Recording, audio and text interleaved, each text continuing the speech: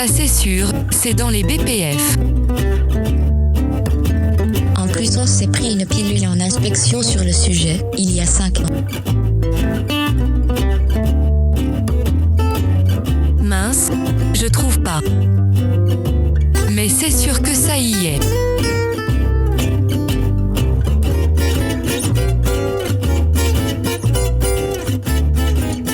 Bonjour à tous et bienvenue dans cet épisode 5 de C'est marqué dans les BPF, ou plutôt C'est marqué dans l'annexe 16.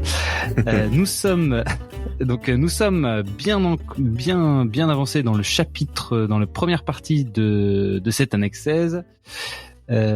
Arnaud, comment ça va aujourd'hui ? Bah écoute, ça va bien. Content de reprendre cette annexe 16. Petite série d'enregistrements. Alors on a été resté au 1.7.7. Tu me demandais pourquoi on s'est arrêté là. Et quand j'ai vu que dans les 2 points qui suivent, on parlait les 3 points qui suivent, les directives avec les numéros des directives européennes et tout, je me suis dit, c'est peut-être pour ça. Je suis en train de remonter. On est donc toujours dans le processus de certification. Ça fait un moment que ça dure. Donc on a passé pas mal de trucs. Et donc c'est parti. Mince, je suis pas au bon endroit. Voilà, 1.7.7. Pour les médicaments qui relèvent du champ d'application de la directive 2001/83/CE telle que modifiée ou la directive 2001/82/CE, les substances actives ont été fabriquées conformément au BPF et, le cas échéant, distribuées dans le respect des bonnes pratiques de distribution BPD relatives aux substances actives. Eh ben dis donc, du coup, ces deux directives, on les connaît, hein. Ouais. On les connaît bien, mais super. Par contre, c'est la première fois qu'on parle des BPD. On n'en parle pas souvent. Et là, effectivement, oui, c'est vrai. Après, on a parlé de distribution. On a parlé de trucs de distribution dans les points précédents, mais c'est la première fois que c'est exprimé clairement. Mais encore une fois, je me demande combien de fois dans tout le document des BPF et toutes les annexes, c'est marqué le machin est fabriqué conformément au BPF. C'est clair. Parce que ça dit rien de plus, hein.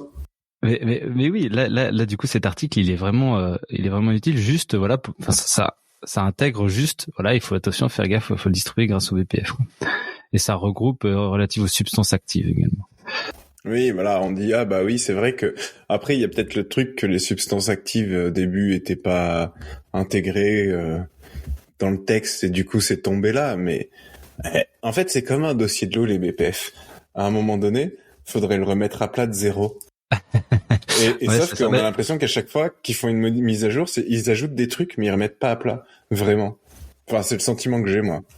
Ça sera probablement pour un autre épisode de Good Manufacturing Podcast, mais en fait j'ai écouté et j'ai lu pas mal de trucs sur la robustesse récemment, et il s'avère que pour rendre au plus tu rajoutes de règles et de contrôles, au moins tu rends ton système robuste. Et en fait, ce qu'il faudra arriver à faire, il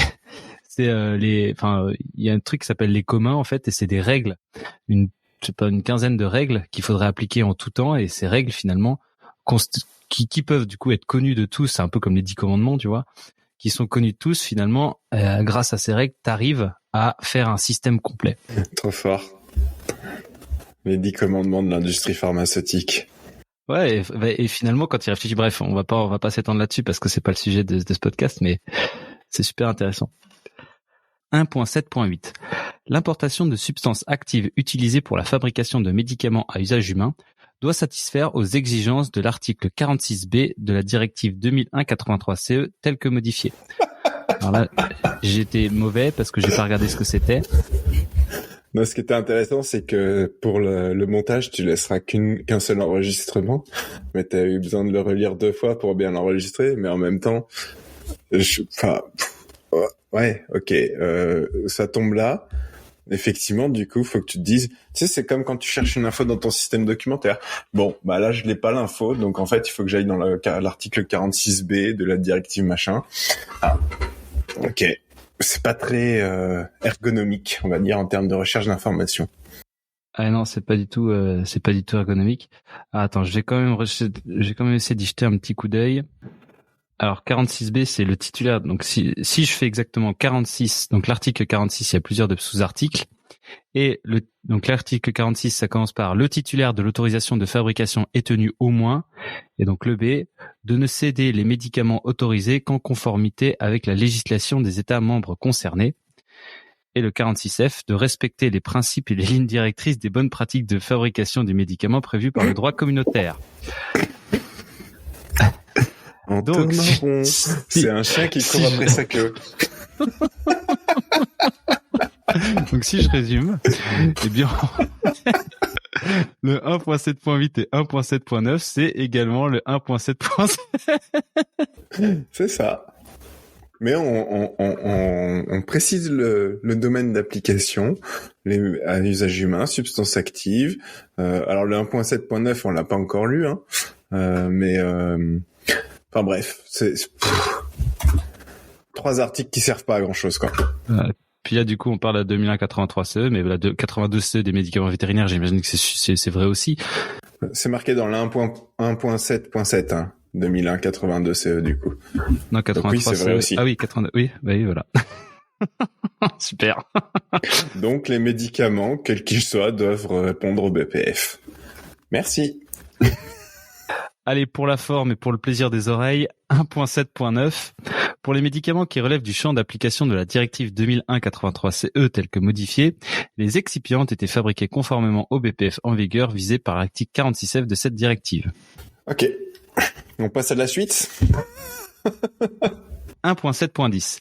S'il y a lieu, le statut de l'EST, l'encéphalopathie spongiforme animale transmissible, de toutes les matières utilisées dans la fabrication du lot doit être conforme à l'AMM. Ça, c'est un gros truc. Je me rappelle plus c'est quoi le formulaire à remplir, mais si c'est ah mince, je me rappelle plus du nom du formulaire. Tu sais, on l'utilisait pas mal dans les biotech là. Le formulaire. Je vois lequel c'est, mais pareil. Bref, mais en tout cas, les encéphalopathies spongiformes là, c'est quand même un truc ultra mystérieux. C'est le prion, c'est ça, hein? Ouais, c'est ça, ouais. Et du coup, ce qui est ouf, c'est que c'est une protéine. C'est pas un virus, c'est pas une bactérie, mais c'est une protéine qui peut se transmettre parce qu'elle est là, quoi. Du coup, c'est quand même terrifiant comme truc. Mais du coup, c'est bizarre, cet article. Alors, il est très mystérieusement mis là, dans la certification.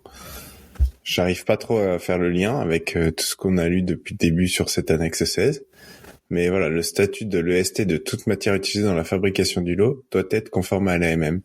Est-ce que tu peux avoir des AMM où en gros, tu dois avoir un taux minimal, quoi? Non, je crois que c'est quand t'as des matières issues d'animaux, justement. C'est des trucs issus d'animaux, c'est la poudre de foie pour les appétents animaux, enfin, n'importe quoi. Tu dois certainement avoir tu dois avoir le certificat et du coup, bah, est-ce qu'il y a un, je sais pas si je pense que c'est plutôt les origines qu'un taux. Spec, quoi. Ouais, je pense que c'est plutôt la traçabilité des origines plus qu'un taux, quoi. Ok, d'accord. Ok. Mais là, j'en suis pas sûr. À vérifier dans les BPF. 1.7.11. Tous les enregistrements sont complets et approuvés par du personnel approprié. L'ensemble des contrôles en cours de fabrication et des vérifications requis a été effectué. Ça, c'est clair. Voilà, on sait ce qu'on doit avoir. En fait, là, du coup, j'ai l'impression qu'on va rentrer dans une série. À partir de là, où on va regarder, on va énumérer, lot, quoi.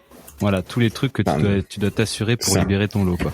Non, ouais, ton dossier de lot, j'ai un peu trop simplifié, mais c'est la composition de ton dossier complet à la fin qui prend le dossier de lot, les déviations, les machins, plus tous ces points-là, quoi. 1.7.12. Tous les procédés de fabrication et de contrôle demeurent dans un état validé. Le personnel est formé et qualifié de manière appropriée. Mais moi, je trouve ça assez intéressant, là, hein, du coup, ce qu'on est en train de dire.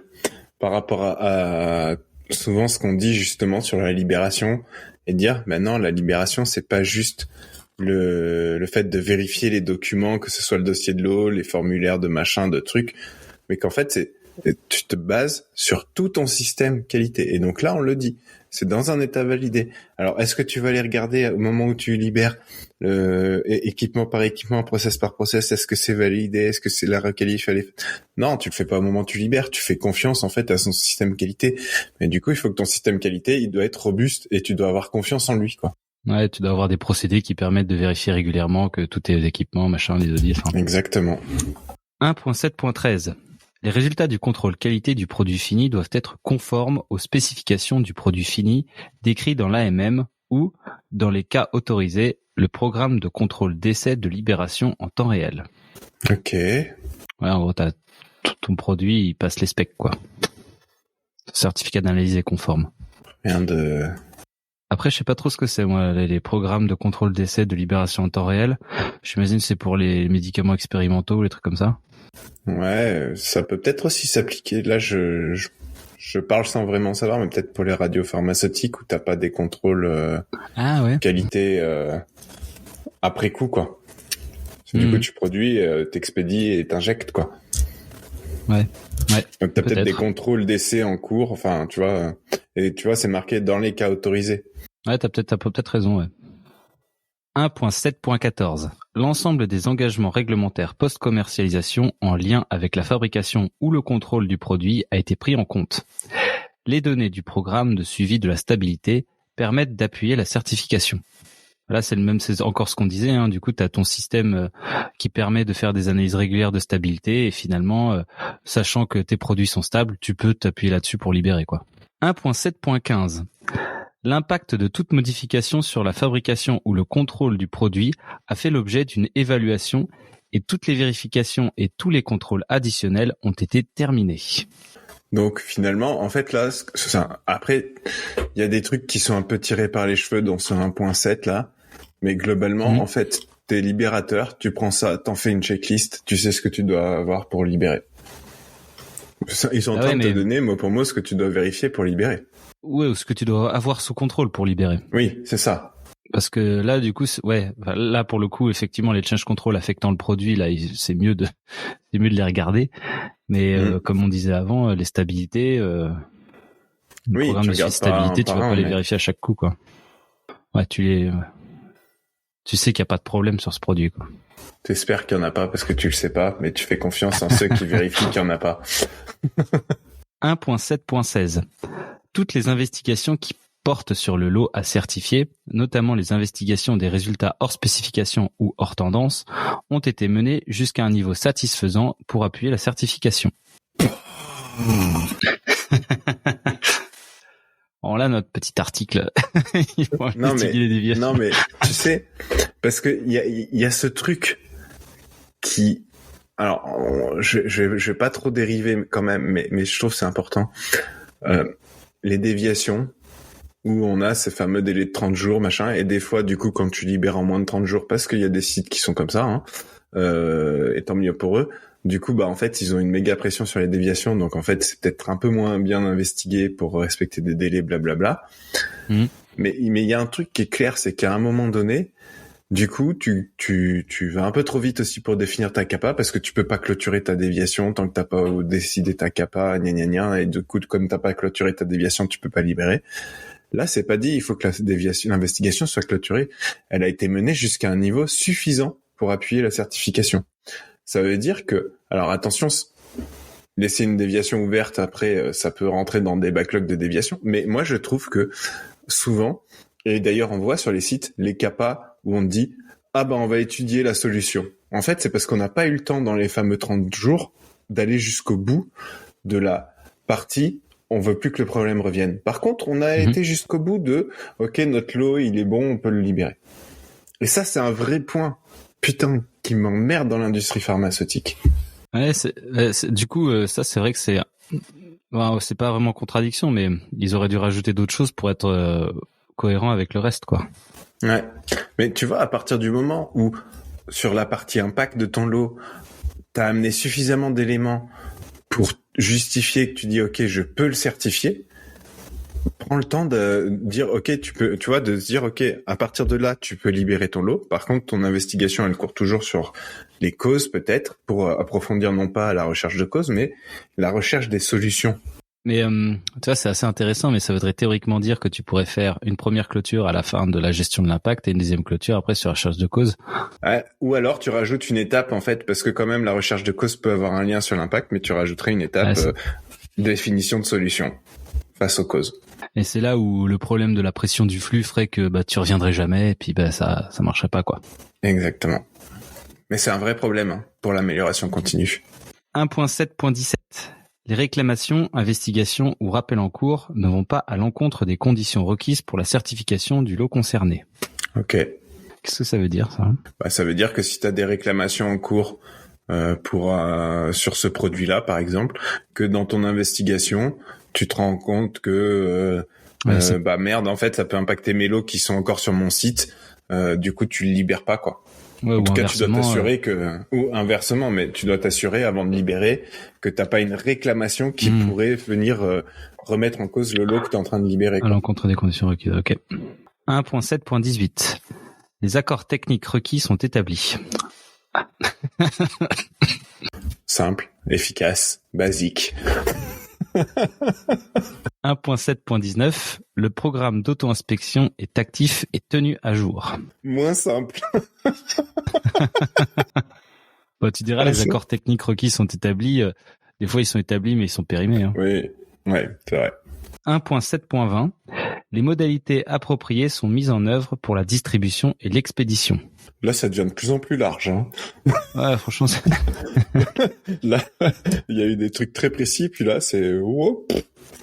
Allez hop, des vérités pour envoyer correctement, validation. Bah, en fait, ils auraient presque pu remettre les BPD sont correctement appliqués, quoi. Ouais, c'est pas faux. Voire 1.7.9.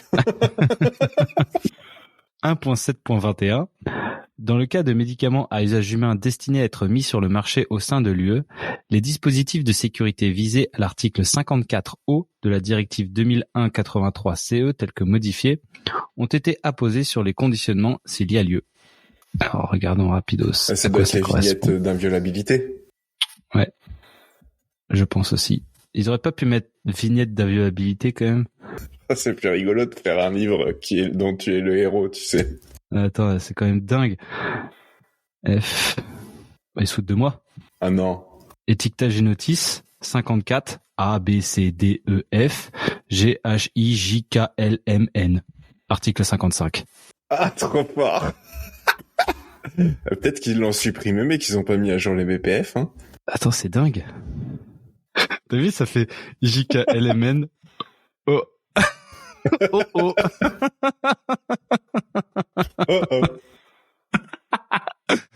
Et bon ben voilà. Voilà, c'est marqué dans les VPF. Même dans les VPF, il y a des conneries sur les renvois. Ah, purée, ça craint. Voilà, bah, je pense qu'on va conclure cet épisode sur cette petite perle des BPF où le dispositif de sécurité visé à l'article 54O n'existe pas. Voilà. Ou en tout cas, on le trouve pas facilement, hein. Il existe peut-être, mais on l'a pas trouvé, quoi. Voilà, j'ai fait 2 sites. Moi, j'ai fait Légifrance et Eudralex, et les deux, ils ont pas de O. Voilà. Bon, enfin, en tout cas, merci à tous de nous écouter. Ça nous laisse sans voix. Putain, il y a deux gars à 21h30 un lundi soir qui s'amusent à lire la réglementation, à aller vérifier si tous les renvois ils existent. Faut quand même être... qui va pas. On est des petits génies. Bon. Bon allez, merci à tous. Bonne soirée. Merci. Et à bientôt pour un prochain épisode.